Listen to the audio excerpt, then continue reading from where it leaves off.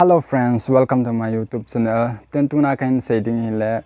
Facebook na video ahilole image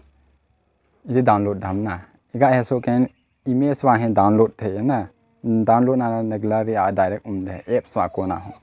Ahin video hi download na le save bo Facebook abo ki save hin ahi glari a hung lo he na. Hiji a chu ka hin sim lo he. Okay, kita masang kami jual bonga hin kita in ka video hon hin web page in kita thu ko in se hin tin khat ka se nom chu Instagram description ho a ho Instagram ka ko hin lung se ten in follow win la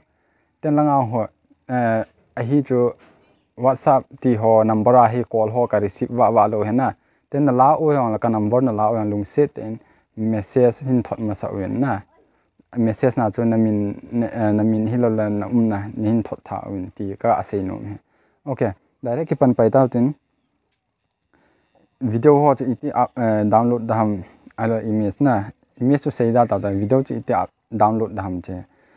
ama sa pe na ka sei banga chu vmit na ilut chai tena cha he Facebook uma hin Facebook ai click tena cha na email na passport na shoot ding na shoot chai ten le na login ding na login chai ten tia he Facebook na profile hong don chai not now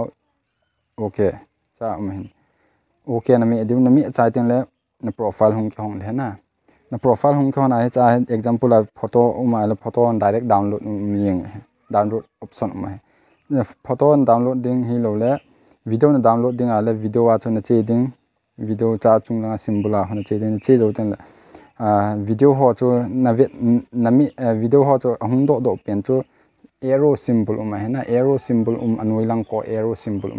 arrow symbol khuna me a le download ning de chi download ni hoya dham ti le direct ne gallery a de ama sa chu Facebook app so a download na le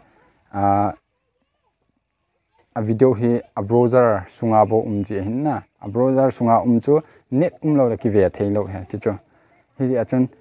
net bea ga ve the dinga chu download nga yin chi download na dinga chu video ken sim na phat chom pi ale do like subscribe ai ji ka ki pa